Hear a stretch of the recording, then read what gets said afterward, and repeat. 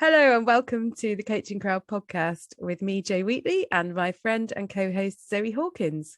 And today is a very special episode because the Coaching Crowd podcast this week turns 1. So we have had a whole year of bringing you Coaching Crowd podcast episodes. So we wanted to do this very special episode today to celebrate you, our loyal listeners, and to give you, I don't know, just more story from behind the scenes and really share in our appreciation and gratitude for each and every one of you who've been on this journey with us.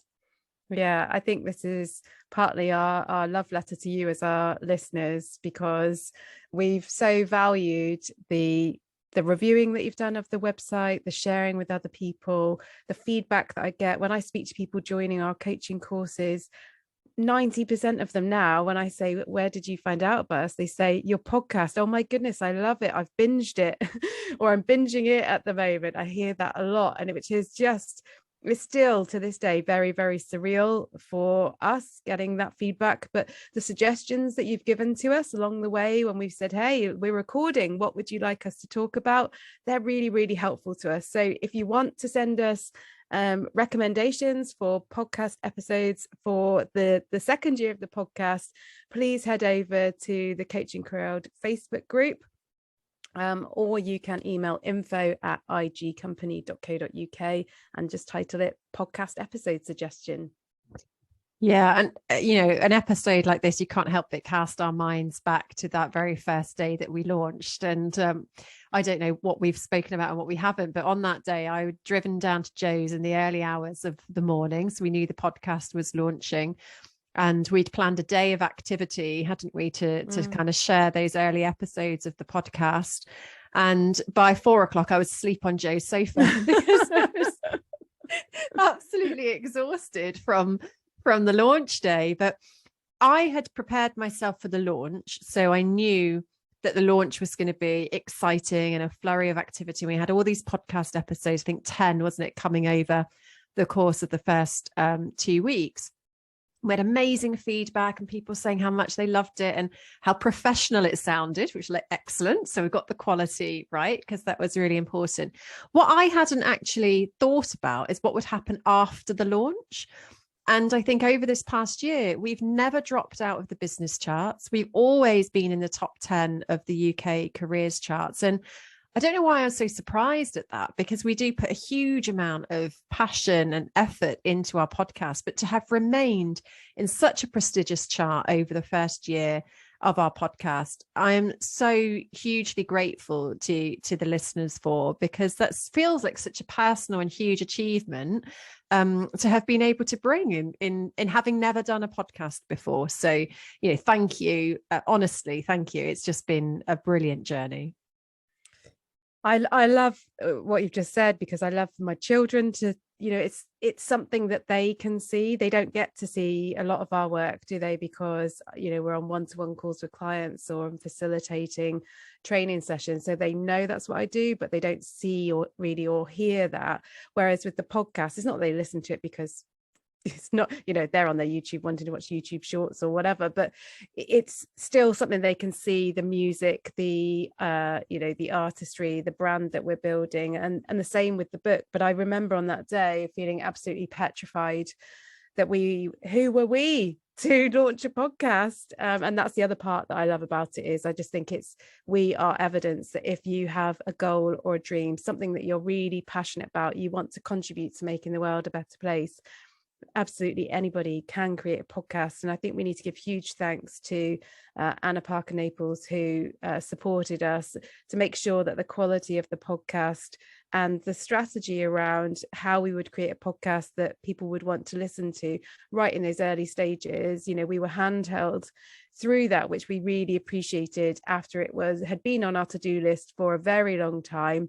And then after the summer holidays, just had that, as Zoe and I do, we go with the energy. And I was like, Zoe, we need to do it now. And she's like, okay, we'll find a way. And then I'm like, okay, and how about the 15th of November? Oh, yes, okay, let's do it. And it's normally Zoe, it's normally you pushing me for the deadlines, isn't it? Saying, yes, we could do it. And this is one of those rare occasions, I think, where it was me. And we have had a lot of fun. doing it since, and as you'll know, it's never scripted. I'm sure that's pretty obvious to you as the listeners, but I think that's probably, we think about what would we like to listen to, and we just create a few bullet points on the topic that we're going to talk about, and then when we both feel like, okay, can we do that, are we ready to go, so we've got enough to say, that we'll just get into the flow of conversation, and we know then that we'll have more to say that comes out of that. So well, that's it. And actually, if we cast our minds back to when the podcast originated, it was probably in those early days of business when we would literally spend hours and hours and hours on the phone. And we actually have videos of us saying, oh, if only, we recorded the previous conversation that we just had, that would have made a really good video, because we were uploading things onto our YouTube channel at the time, weren't we? And that developed into, we should record these conversations. We should make a podcast. That was years before we actually got round to recording the podcast. And I think the reason why we're able to just capture a few bullet points and do a conversation is because these are the conversations that me and you have, like week in, week out, talking about different aspects of coaching, when we're developing content, or we're thinking about the upcoming coaching training that we've got. We are sitting and reviewing those sorts of things ourselves. And one of the things that I'm particularly proud of is we know we have apprenticeship providers that recommend our podcast as their supported learning resources for the programs that they run. And we have apprentices coming into our Coaching Crowd Facebook group saying, God, I'd be absolutely lost without your podcast. I've learned so much. And that, yes, it helps us with our business. Let's be clear, like people who listen to our podcast come and train with us to be coaches. But the fact that we are supporting coaches, from all over the world with their own professional development around coaching, and leaders and managers that are interested in coaching, that is ultimately what it is all for, is to be able to spread the power of coaching that we know coaching has into the hands of many more people. Yeah, and I think one of our objectives with the podcast is to make coaching CPD available free of cost. So it's free to listen to the podcast, and that is, for me, it's really important that we are able to contribute in that way. And also, it does play a role within our business. It costs us to make the podcast, but it does play a role. As I said earlier, lots of people that we know listen to it, or they find out about our free group through the podcast, the Coaching Crowd, or they're like, actually, I'd love to join your YouTube channel, which isn't called the Coaching Crowd, which isn't very helpful. It's called In Good Company. Well, you say that, Jo. Now, we have got a handle. We have a handle, which is now at the Coaching Crowd. So actually, if you go on YouTube and you now put in at the Coaching Crowd, our YouTube channel will come up. So we have developed there. Oh, that is hot. That is hot off the press, isn't it? So it does have different roles in our business and what we do, but it being part of our free to access content, I think is really important. I just wish now that the conversations we have on our training with our learners, when we're doing debriefs, I often think, oh, this would be really great content, that kind of if you're a fly on the wall, and how, if only we could capture the richness of those conversations, because it's people like you as the listeners actually, having just practiced a session and having that sort of live feedback from us. Yeah, but that's the magic of doing a program, isn't it? Is being able to learn together with a cohort of other people. And some of the things, obviously, that you don't get to see are the outtakes. So there are some weeks where, so Jo and I batch our podcast. So we will come together on a Monday, sort of roughly, once a month to record a number of podcast episodes. And we start the day by thinking about the different things and looking in the groups to decide what the titles of those are going to be. But it will often take us, a good hour to warm up with a number of outtakes where Jo and I will be there by the end of it, just head in hands, kind of laughing around, swearing. What is wrong with us this morning? So we might have to do just an outtakes podcast episode one week. I think, I can see that the error of our ways is a Monday morning. Who is on their top form on a Monday morning? But once we've got one under our belt, then we get into the flow of it. And actually, when you have ideas for podcasts, or it's more when we've recorded an episode, and it might be one where we think, oh, I don't know, is this going to be useful for people? But we kind of will have a feeling after somewhere we're like, that was good, wasn't it? Was that good? I think that was good. So we hope that you, as the listeners, I hope we create moments of reflection where you think, oh, that's really interesting, I haven't thought about that before. Or actually, I hope the podcast normalizes a lot of things. So I hope that, if you are training, or you're thinking of training, or whatever your reason is for listening, that you feel that sense of connection to what we're saying and understanding it, and that it breeds a sense of compassion for self, because coaching is a wonderfully rewarding thing to do, and it is challenging, and that's part of the reason that we do it, because of those reasons. And just being able to have somebody else that gets it. So I hope maybe it performs that function for some of you. It's like, oh, they get that. I had a session this afternoon, or you get ideas for how you might adjust or do something differently moving forward. Or perhaps it gives you a spark of inspiration for something that you might take to your own coaching supervision. Because sometimes, even though you're coaching a lot, when it comes to supervision and you think, what am I going to take to supervision? I've had many of those moments, because supervision never seems to quite fall exactly when I need it, which is right after a session. Obviously there's always that little bit of a gap. And actually, we'd love to know, what are the reasons that you listen to our podcast? What is the value that you get from it? And we never seem to really say, could you please rate and review our podcast? So we're saying it today on the anniversary. If you haven't already, but you are enjoying it, it means so much to us. It gives us that boost when we are sitting down on a Monday morning to spend a day recording the episodes. And if you're in our coaching crowd group as well, then paste a screenshot of it in there, so that we know that you have done that for us. We really do appreciate all those things, as I'm sure you do when you get feedback from the clients that you work with. Yeah. And if you're coming across us for the first time and you're listening to this thinking, gosh, you've been going a year, how come I've only just tuned in? Please subscribe as well. And for regular listeners, if you haven't subscribed, please do subscribe, because that all helps us out as well. And of course, over the year, we've experimented with the podcast. So we did a series of Decided to Coach, where we brought on people from our programs and people on other programs, people in our business lounge who have shared their journey into coaching. And those episodes are available as bonus episodes. If you're subscribed, you'll be able to access those.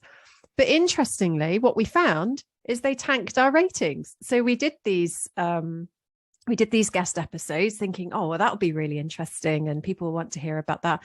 But actually, people didn't so much want to hear about the stories of others. And the feedback we sort of received is people want to hear more from Jo and I and our experiences. And so when we think about what's next for the podcast over the coming years, we continue to experiment with different ideas. We know that people want to hear coaching demonstrations, and we have heard coaching demonstrations, not just between Jo and I, but with clients. Whether we'll bring that to the podcast or whether that's something we do separately on our YouTube channel, we don't know yet, but we're often in that headspace, aren't we, of active experimentation and being able to think of different and creative things to do. So as Jo's already said, share your ideas with us around what you would like to see over the next evolution of the Coaching Crowd podcast. But we've always got more to say. Some weeks we come together for batching, we're like, gosh, what are we going to talk about now? And we always come up with more things, because obviously the industry is ever evolving, isn't it? There's always something more going on that we can share.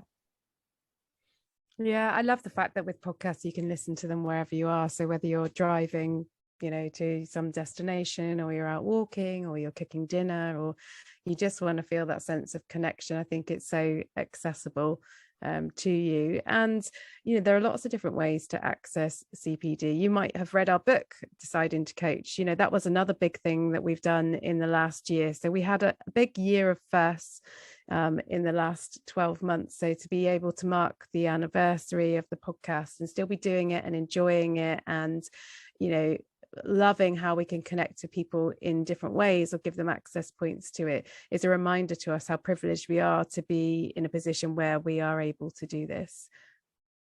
Yeah, so I think today really is us being able to say thank you. and show us our true appreciation.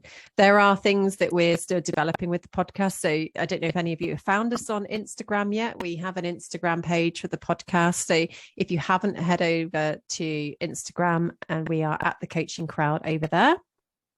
Come and like and subscribe to our Instagram page so you can follow our activities. And that is something that we're going to be growing and developing over the course of the next year. And we're going to have a little celebration in the Coaching Crowd Facebook group as part of our first anniversary celebration. So if you aren't currently a member of that and you want to join and be part of that, then hop over and find us there. Zoe and I had some ideas about, wouldn't it be nice if we had a hoodie or a t-shirt or a coaching crowd drinks bottle or something like that. So you might hop over and find some things there. We've given our training coordinator that as a little project for us, because why not? Absolutely. For us, it feels like a milestone today to be able to have had this podcast for a year and to have enjoyed it for a year, because that's the most important thing. We wouldn't do something if we didn't enjoy it. And we know that you, our listeners, enjoy it, which, keeps the energy of the podcast moving. So please join us in celebrating our first anniversary, and stick around for the future to see what comes next with the Coaching Crowd podcast. So for today, thank you ever so much for being with us on this journey. If you haven't done, please like and subscribe and rate and review the podcast as we continue into our next year. Yeah, thank you for letting us join you in your ear on that weekly basis, and normal service resume next week. Brilliant. Take care, everyone.